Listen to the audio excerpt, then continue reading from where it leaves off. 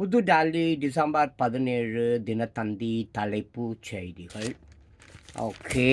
ம். இலங்கை அதிபருடன் டெல்லியில் பேச்சுவார்த்தை. மனிதாபிமான அடிப்படையில் தமிழக மீனவர் பிரச்சனைக்கு தீர்வு, பிரதமர் மோடி அறிவிப்பு.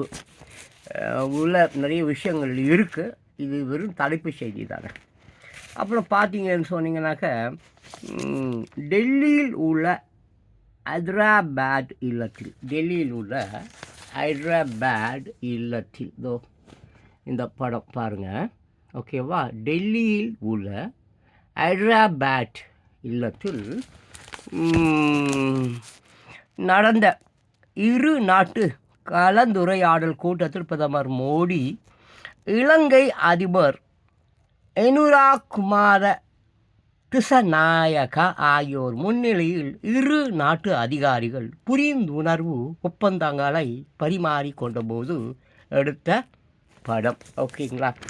நெக்ஸ்ட்டு அடுத்தது பார்த்தீங்கன்னாக்கா, வழக்கம் போல் ஆமாம், நம்ம முதலமைச்சர் அவர்கள் தினமும் அறிக்கையிட்டு கொண்டே இருப்பார். என்ன அறிக்கை என்றால், 25,000 பேருக்கு வேலை வாய்ப்பு கிடைக்கும். ராணிப்பேட்டையில் ரூபாய் 1,500 கோடியில் காலனி தொழிற்சாலை முதலமைச்சர் மு.க.ஸ்டாலின் அடிக்கல் நாட்டினார். இது வரைக்கும் பார்த்தீங்கன்னாக்கா, நம்ம தமிழ்நாட்டில் வெறும் 8 கோடி பேர் இருக்குதாங்க. வெறும் 8 கோடி பேர் தான் இதை இருக்கிறதா சொல்கிறாங்க. ஆனால் நம்ம முதலமைச்சர் அவர்கள் தினம் 1,500 பேருக்கு, 5,000 பேருக்கு, 10,000 பேருக்கு வேலை வாய்ப்புகளை கொடுத்து தமிழ்நாட்டில் இருப்பது என்னமோ 8 கோடி பேர் தான். ஆனால் ஒரு 2 லட்சம் கோடி பேர் தமிழர்களுக்கு கனவு உலகில் வேலையை வாங்கி கொடுத்துருக்கிறார். சரி, அது போட்டோம். அப்புறம் பார்த்தீங்கன்னாக்கா, இது கொஞ்சம் பாருங்கள், ஜாகிரதையாக இருங்க. இதெல்லாம் ரொம்ப முக்கியமான விஷயம். என்ன அப்படின்னு கேட்டிங்கனாக்கா, சென்னை டிசம்பர் 17 வங்கக்கடலில் புதிய காற்றழுத்த தாழ்வு பகுதி உருவானது. தமிழகத்தில் 2 நாட்கள் மிக கனமழைக்கு வாய்ப்பு, வானிலை ஆய்வு மையம் தகவல். அப்புறம் மெதுவான நகர்வும் அதி கனமழையும் சென்னைக்கு, கனிமழை இருக்குமா, சென்னைக்கு கனமழை எச்சரிக்கை. ரொம்ப ஜாகிரதையாக இருங்க.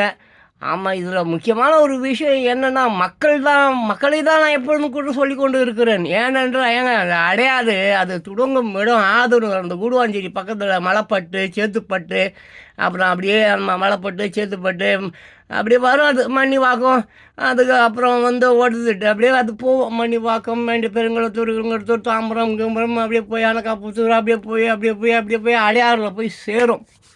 ஆனால் ஆரம்ப காலகட்டங்களில் அந்த அடையாறு தோன்றும் இடம் எப்படி இருந்தது தெரியுங்களா? அங்கே போய் பாருங்கள். அந்த மக்களெல்லாம் போய் பார்த்து அவங்க கூட பேசுனீங்கன்னா கண்ணில் தண்ணீர் வரும்.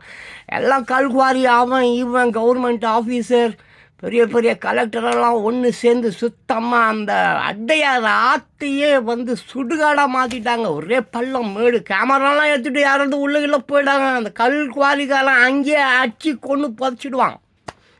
கேமரா எடுத்துக்கணும். சரிங்க, அடையாற நான் தொடங்குகிற இடம் முதல் கொண்டு கடலில் சேர்ற வரைக்கும் அங்கே எங்கே அந்த அடையாறு இருக்குது, கடலில் சேருத மலர் ஹாஸ்பிட்டல், அங்கே இருந்து அப்படியே சேதாப்பேட்டை, அப்புறம் அப்படியே எங்கே அதோடைய பிரிட்ஜெல்லாம் இருக்குல்ல, அப்புறம் காசி தியேட்டர், அப்புறம் எங்கே அது அனகாப்பூத்து சேதாப்பேட்டை இதப்பேட்டை, அப்படியே கட்சியாக அது போய் கூடுவாஞ்சேரி, மலைப்பட்டு, சேத்துப்பட்டு, அங்கே தான் அது உருவாகுது.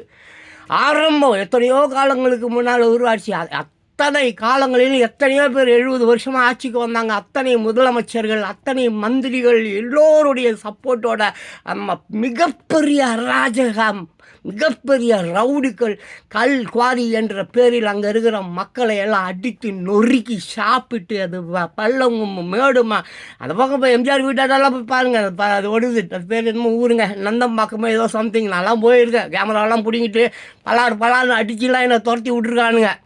அதெல்லாம் ஃபோட்டோ எடுக்க முடியாது, போட முடியாது. போட்டாங்க நம்ம தமிழ்நாட்டின் முதலமைச்சர் மு.க.ஸ்டாலின் அவர்கள் அவதூறு வழக்கு அவதூறாக பேசினான், தூக்கி உள்ளே வச்சு கும்பிடுவார். ஸோ இந்த அடையாறு ஆகட்டும், கொசஸ்தலா ஆகட்டும், கூவம் அடையாறுடைய கிலோமீட்டர் 43 கிலோமீட்டர் தெரியுங்களா? அதோடைய நீளம் எவ்வளோ? 43 கிலோமீட்டர். அண்ட் கூவம் 700 சில்லரை கிலோமீட்டர். அது எங்கள் ஊத்தங்கரையோ எங்கேயோ ஆந்திரா அந்த பார்டரில் எங்கேயோ தொடங்கி அது அப்படியே வரும். ஆமாம், அங்கேருந்து சுத்தமாக கூவம் என்று சொல்லி ஒரு ஏரி இருக்குது. எங்கே அங்கே எங்கேயோ இருக்குது அந்த பக்கம். அந்த வாட் நாங்கள் பேர் நாங்கள் பழைய கார்டு, அந்த கார்டு, இந்த கார்டு, நொல்லக்கார்டு, அப்புறம் ஆதார் கார்டு, அப்புறம் பேன் கார்டு, அப்புறம் போஸ்ட் கார்டு அடப்பாங்க. அந்த மாதிரி 700 சில்லரை கிலோமீட்டர் கொண்டு அந்த கூவம் அங்கேருந்து வரும்பொழுது சென்னை வரும்போதெல்லாம் சுத்தமாக வருது. சென்னைக்கு வந்தால் நாரி போயிடும். அதுதான் சென்னைக்கு வந்தால் நாரி நக்கி அப்புறம் சென்னை போட வெண்ணெய் அப்புறம் சிங்கார புண்ணை அப்படின்னு தான் வந்து பேருப்பா. அரசியல்வாதிகள் செய்த பாவங்கள் அத்தனைக்கும் பதில் சொல்லக்கூடிய ஒரு நேரம் வந்துவிட்டது 2024. இதுக்கு உடனே இருந்த மக்களுக்கு தான் மிகப்பெரிய தண்டனையை இயற்கை கொடுக்க போகிறது. இதற்கு உடனே இதை தடுக்க வேண்டியது யார்? இதை தடுத்து இருக்க வேண்டியது யார்? மக்கள் தானே. மக்கள் ஓட்டையும் பிரியாணியும் கோட்டையும் வாங்கி தின்னுட்டு கொசசலை அந்த மாதிரி தான் நாரி போச்சு. கூவம் மயிலா போச்சு.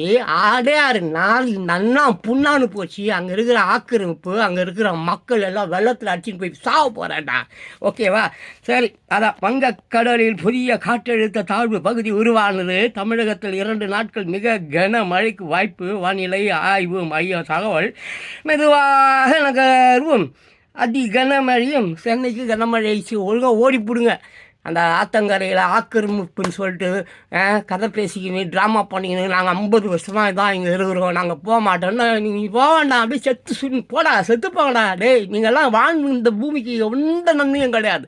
இயற்கையை வஞ்சித்து இயற்கையை நாசம் பண்ணி இயற்கையை ஏற்று திருடி பிழைப்பு நடத்தி நீங்கள் உயிராக இருக்கிறதுனால பூமிக்கு பயங்கர பாரம். நீங்களாம் சாபண்டா, சாபம். ஏய், எவன் வேணால் குறி சொல்லலாம், ஜோசியம் சொல்லலாம், மயிரை சொல்லலாம், அறிவு சொல்லலாம், படிப்பு சொல்லலாம். ஆனால் சாபம் விடுவதற்கு தகுதி வேண்டும். சாபம் இடுவதற்கு தகுதி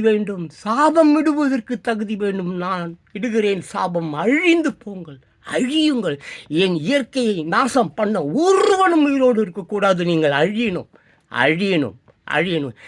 விட்ற ஜோசியம் சொல்கிறேன், மயிரை சொல்கிற, வாசுன்ற, புஷ்ன்ற, நான் விடுற சாபம் உன்னால் விடவும் முடியுமா? அந்த தகுதி உனக்கு இருக்கா? பெரிய கலெக்டர்ன்ற, ஹார்ட்வேர் படிச்சிருக்கிறன்ற, சாஃப்ட்வேர் படிச்சிருக்கிறன்ற, மாதம் 5 லட்ச ரூபா சம்பளம் வாங்குறன்ற, 55 ஆழிகாரி வச்சிருக்கிற, 100 ஃப்ளைட்டு வச்சிருக்கிற, 5000 கப்பல் வச்சிருக்கிற மயராண்டி புடுக்கு. நான் விட்டனே சாபம். அந்த மாதிரி சாபம் உன்னால் விட முடியுமா? சாபம் விடுவதுக்கு உனக்கு தகுதி இருக்குதா? டே, சாபம் விடணுன்னா அதுக்கு தகுதி வேணும். தகுதி சிறப்பம்சம். ஒன்று சாமியார் போய் சாபலாங்க பழியாது. இங்கே இருக்கிற சாமியாரெலாம் திருட்டு சாமியார், புரியுதா? சரிப்பா, சாவுங்கடா. நீங்கள் சாவணும்.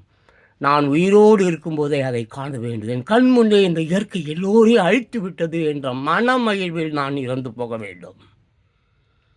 அடுத்த வீடியோவில் பார்க்கலாம்.